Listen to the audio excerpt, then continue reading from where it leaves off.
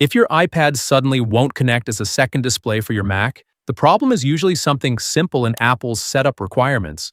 Sidecar depends on a few specific conditions being enabled correctly. And if even one of them is missing, the connection can fail.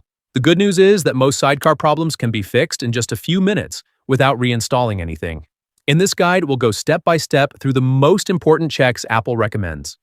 The goal is to get your iPad working again as a second display quickly and reliably. Start with the basics first before assuming something is broken. Step 1. Confirm both devices use the same Apple account. The first thing to check is whether both your Mac and iPad are signed into the same Apple account. Sidecar will not work if the devices are using different accounts. Apple also requires two-factor authentication to be enabled on that account. Step 2. Turn on Wi-Fi, Bluetooth, and Handoff. Sidecar depends heavily on Apple ecosystem features working together properly. Make sure Wi-Fi and Bluetooth are turned on for both the Mac and iPad, even if you plan to connect with a cable. If any of these are disabled, Sidecar may fail silently without showing a clear error. Apple's continuity features rely on all of these systems communicating correctly in the background.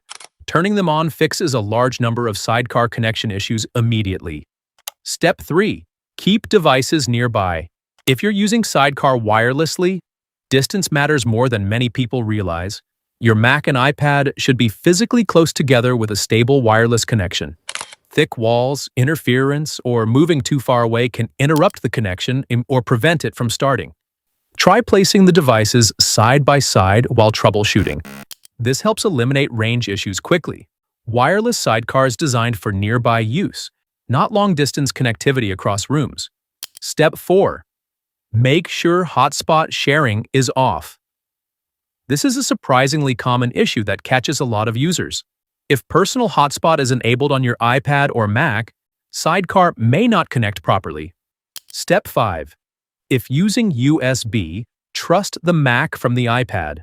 If you're connecting with a USB cable instead of wirelessly, your iPad may ask whether you trust the Mac. When that prompt appears, tap Trust and enter your passcode if required. Without this approval, the wired connection may not work correctly for Sidecar. But the trust step is essential for the devices to communicate properly. Step 6. Retry Sidecar from the Mac display controls.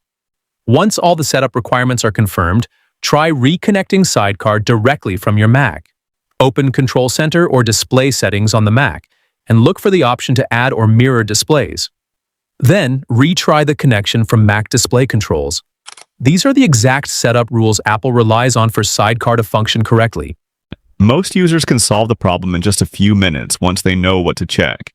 If this guide helped you get Sidecar working again, make sure to like the video and subscribe to TechFix guides for more practical Apple and tech troubleshooting tutorials.